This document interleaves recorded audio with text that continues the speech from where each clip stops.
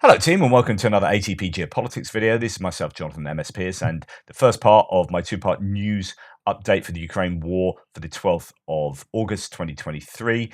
Just to let you know, I'm on holiday, so if I don't have everything, all my ducks in a row, that's because it's quite difficult to get myself as organized as I usually would.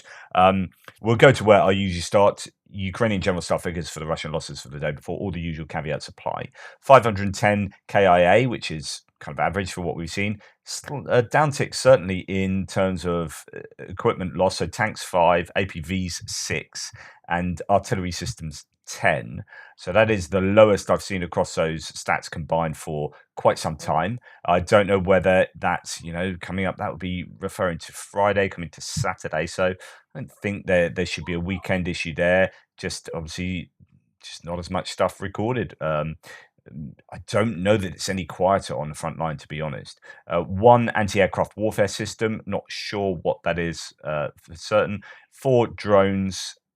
There were a few drones last night that may represent last night's and maybe the night before's. 1 cruise missile.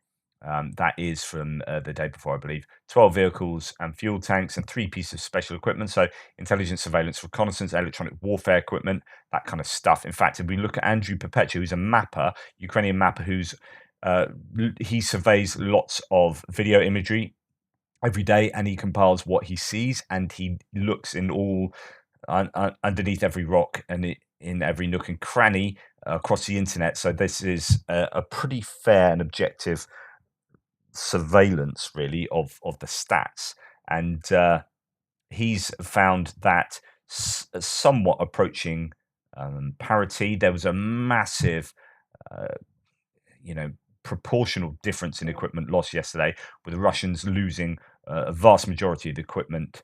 Today, it's nearer parity, although, if you take out that decoy, then it's one less Ukrainian piece lost. So it's still the Russians losing more.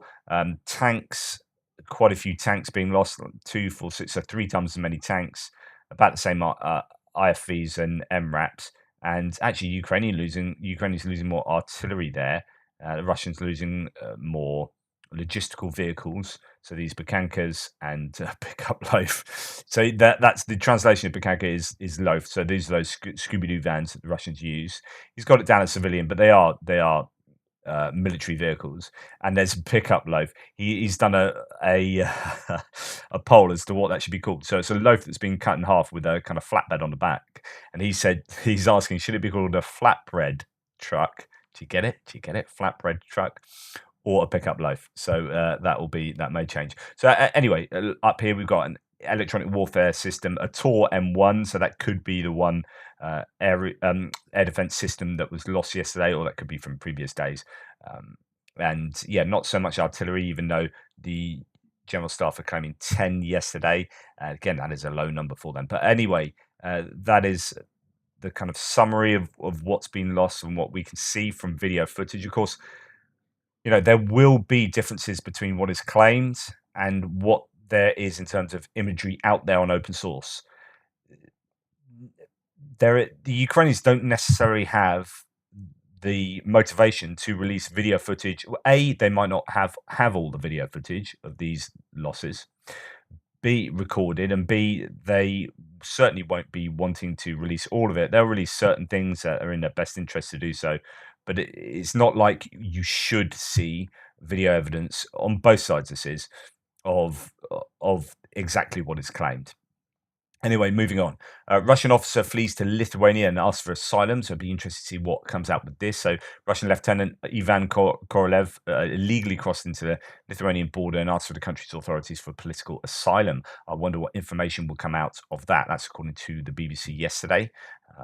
We saw, a chap do, a Wagner officer do quite a risky escape to Norway. It was previously. I don't know if he's in America now, but that involved being chased by dogs and shot at and all sorts, and he eventually escaped to Norway.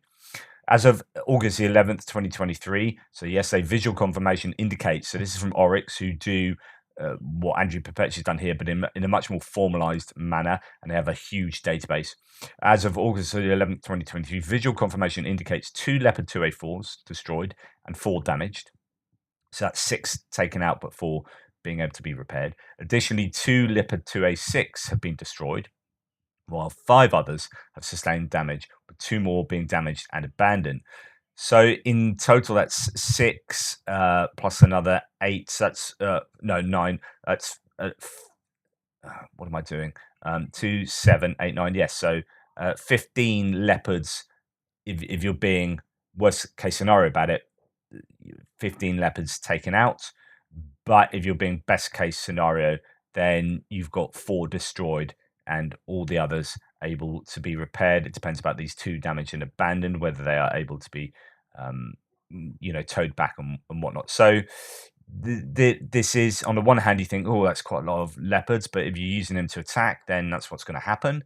And on the other hand, and we know that we've seen, goodness, is it at least 4 being taken back to the repair factories in Germany, or is it Poland? No, it's Poland actually, I think.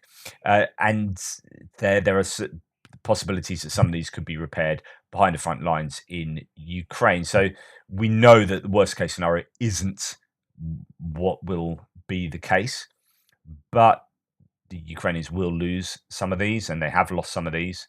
Uh, uh, that's what we're going to expect. But I thought I'd give you an update for that. On the other hand, since the beginning of the all-out war, the Ukrainian military has scooped up more than 800 units of Russia's heavy equipment, including some 300 tanks. A Ukrainian colonel says. So this, works towards the conclusion that actually Ukraine have more tanks than they started with, type thing. That they are not in the same kind of position with regard to main battle tanks that Russia are in, having had an awful lot of attrition and not captured so many, and aren't so good at recovering them and repairing them as the Ukrainians are. Anyway, just sort of bits of stat here and there. Now, here's some footage. I probably won't show it to you because I'll get restricted. But a suboptimal day for Russian armor in the Zaitsev and Kudema area. Why this is interesting is because this is, if I show you on a map here, Kadema and Zaitsev are quite important settlements, particularly Kadema, because it has these heights that sit above the whole of the southern region of Bakhmut. So Opitny, just up there, is the very southern tip of the city of Bakhmut. And you have this road, and you have Klishchivka over here and Kerimivka down there, something like that, or more like, there coming down to there. They are hitting these targets now quite a long way behind lines, and we'll come on to talk about that in a second. This is significant because they are moving further to the west, further to the east here in terms of what they are targeting, which means that they are getting more comfortable with where they're at further to the west, and also indicates they're probably taking out targets further to the west. I've mentioned this before, that if you are getting targets taken out here, that means that's where that equipment, the kind of front lines of those equipment probably are. If there were targets to be had further to the west, the Ukrainians would be taking them out because they're more of an immediate threat to their own troops fighting in that area. So anyway, that's that. So 3 geolocated targets here, which include actually, no, it's 4. Sorry, 4 Russian main battle tanks, including a T-90M. So that's one of the most modern types of tank, taken out with first-person view drones there. So that's a really, as it says, a really bad day for the Russian armor in that area. Now, talking about that general topic, Ukraine is moving electronic warfare jammers to the south. So this isn't Bakhmut, but this is to talk about what they do with first-person drones and electronic warfare. Dominating Russian radio and drone links, plus Ukraine's first-person drones are now regularly reaching 10 kilometers behind the Russian front line. So then go back to here, and you see that actually they're able to hit targets deep into Russian lines. And the question is, can Russia do this back to Ukraine? Now, they do have Lancets. The Lancets are still a problem, and they are using first-person view drones of their own. But the question is, is it on a parity with the Ukrainians? We know that with army of drones and whatnot. The Ukrainians are being provided with a phenomenal amount of drones, and they have trained an awful lot of drone operators. And I don't think that is anywhere near what. Well, the Russians are not at a point where they are anywhere near what the Ukrainians can do, I think. So, meanwhile, US and Turkish cluster munitions are now every fifth Ukrainian artillery round impacting on the Russian forces, and this is, I think, from a translated Russian piece communique there. And a bit of Russia on fire. This is, I don't know if it's anything particularly relevant to the war at all, but this is what it looks like when propane canisters blow up on a truck. I don't know why it would have happened. Is it just very poor Russian health and safety? And bang, there you go. Oosh, it's got to hurt. It seems bizarre that stuff like that happens so often in Russia. Right, going on to strikes now. So this morning, which is yesterday morning, Russians launched 4 high-speed Kinzhal missiles at Ukrainian cities. One of the missiles hit the private house in Ivano-Frankivsk Oblast, killing an 8-year-old boy. Ukrainian Air Forces downed one of the 4 missiles. So 3 of those Kinzhals got through. They're the hypersonic missiles.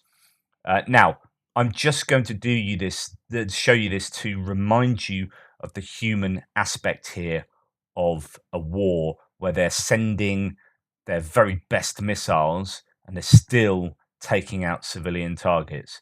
So this chap died yesterday, and it's just worth remembering the human cost of this war. Just a normal lad with his loves, his obsessions, the stuff he liked, Paw Patrol, 8th birthday, they struck Ivano-Frankivsk with a missile. The boy was critically injured and died in hospital. Apparently Twitter is cutting off half the video and stripping away the audio. Fantastic feature you have there, Mr. Musk, says Andrew Perpetua. Terrible that this happens, and it happens consistently.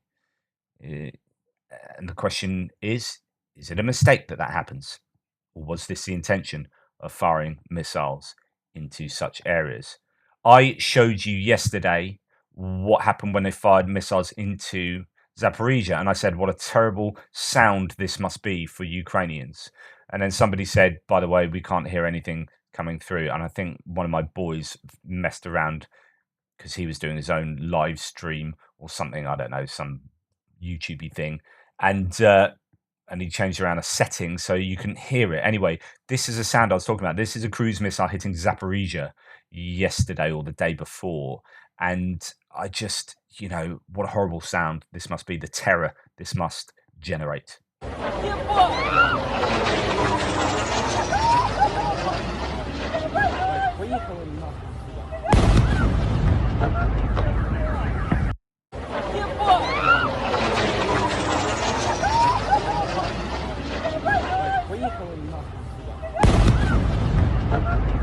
It was just worth playing that again because I just think it's fairly horrific. And this is what I showed you yesterday, but you were unable to hear.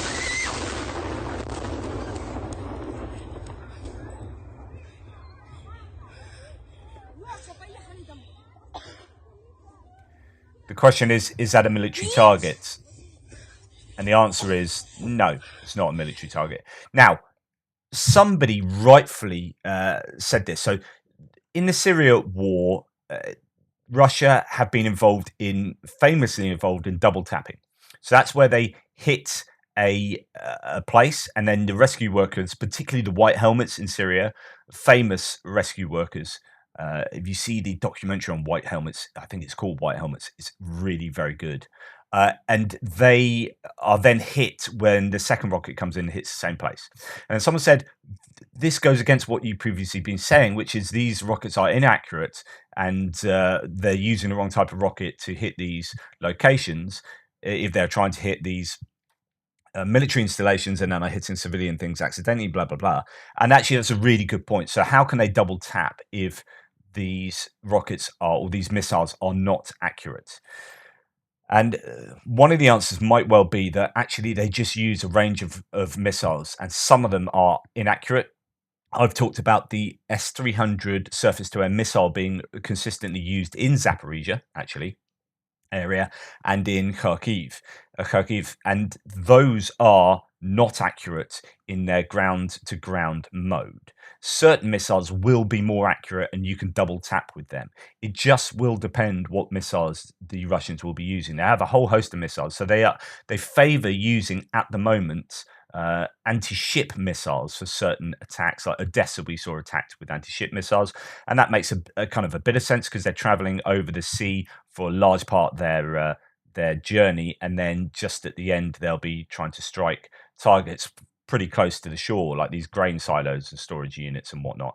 But those aren't particularly accurate, especially if you are using them inland. So it just depends what missile you are using. But hopefully that might not necessarily answer that, but it gives you a bit more of a context.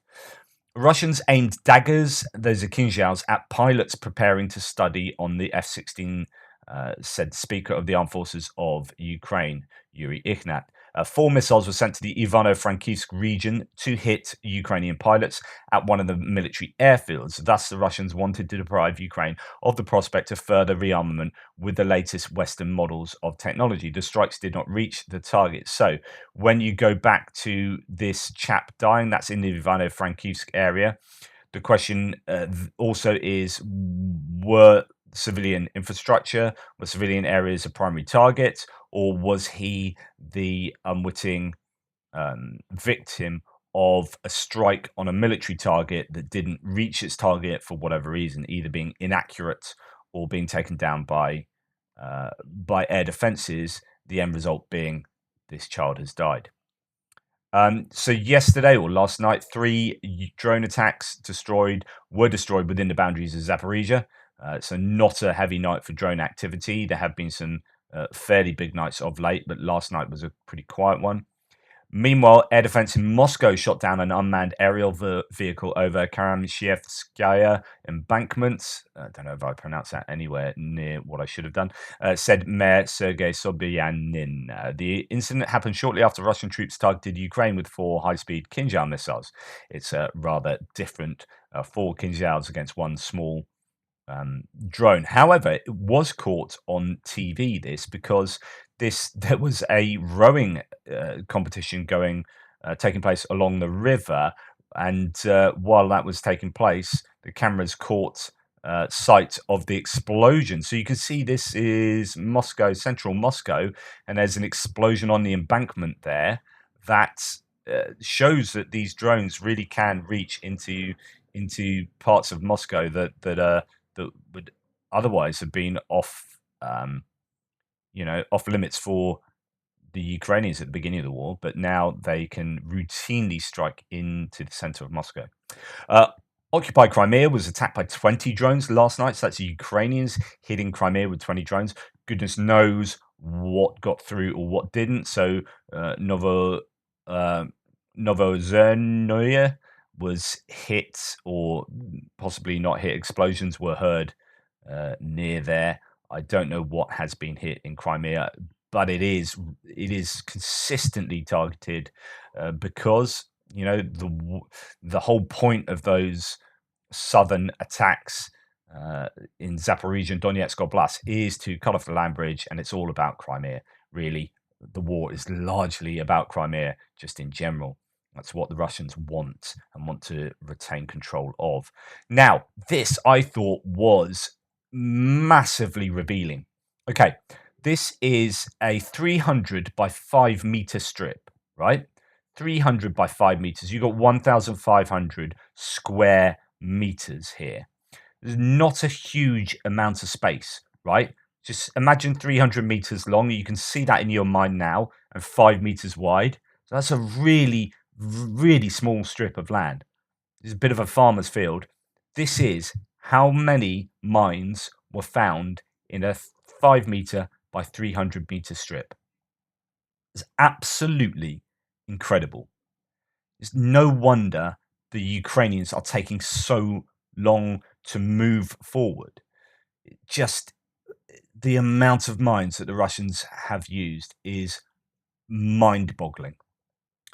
Right, a Russian mill blogger has said, and now some people mentioned this in my thread, didn't know how they felt about this. I don't know how I feel about this. This is arguably perfidy if it has happened. Perfidy being a war crime, so it's Ukrainians dressing up in the uniforms of Russians. It's not the worst war crime. It's the sort of thing that happened in World War II, not uncommonly, but then after World War II, we got Geneva Conventions and things being put down uh, in sort of legal. Uh, you had legal frameworks being created to delineate what was acceptable and what was not. And so now this is deemed as a war crime. Attention, Kherson direction. A subversive group of the armed forces of Ukraine raided a convoy of one of our brigades on the area of Razdolnoye Volnoye Highway. It's about 8 kilometers from Kakhovka, so this is near the Dnipro River. According to preliminary information, the enemy group consisted of up to 30 people. Everyone be very careful. Inspect transport, check locals, pay attention even to those who are dressed in the uniform of the armed forces of the Russian Federation, because recently there have been more cases when crests dress up in our uniform. I will not report on losses on our part for very objective reasons. It could be, and again, pinch of salt and all that. But it could be that Ukrainians have dressed up in Russian army uniforms and done a clandestine attack on a Russian convoy in the area of Kakhovka. That may or may not have happened. There was talk about this being put up by null reports and then taken down as a claim. But anyway, this is I'm just relaying to you what the Russians are claiming to have happened. Meanwhile, YouTube has removed the channel of Scott Ritter, an employee of the propaganda channel Russia Today, arguably, and a former US intelligence officer who served time for paedophilia. So that is Scott Ritter, whom I have argued against. I've done a few videos taking some of his claims and showing them to be absolute BS. His predictions have been absolute BS, rather like Colonel McGregor, just demonstrably incorrect. They've been shown to be wrong, and yet they don't correct their claims. Do you know what I was thinking about this? I mean, I'm not patting myself on the back or anything, but I was just thinking over the whole course of this war, I don't think I've got too much wrong in what I've been saying. I don't really speculate all that much, other than like, oh, this could be what they're trying, and this could, but like making big claims like the Ukrainians will have lost by March or whatever, or these crazy big claims, and then it comes along. It's like the Harold Camping sort of rapture. It's like, yeah, it's the Leon Festinger When Prophecies Fail, the book in the 50s and 60s, the book that came out, the work he was doing as a psychoanalyst who got undercover with some of his colleagues into a UFO cult, and they said they were going to be saved by these aliens who would come down and take them up if they're in a certain car park at a certain time of year or whatever. And then it came and it didn't happen. The world wasn't destroyed, and you're like, okay, let's just readapt a little bit and go for it again and rinse and repeat. And it's like, yeah, no. Do you know at some point you've got to let that cognitive dissonance tell you something, which is that you're wrong. And Scott Ritter, you are just very consistently wrong. And okay, YouTube has removed your channel. Free speech absolutists might say that's a real problem because they are curtailing freedom of speech. But when it's willful disinformation being peddled by the Russian state, I don't have too much of a problem with that. So yeah, I don't know. There's an argument for you guys to have in the threads. Anyway, thank you. That's the first part of the news video done for today. Please like, subscribe, and share. Thank you so much for your support, and I'll see you shortly for part 2.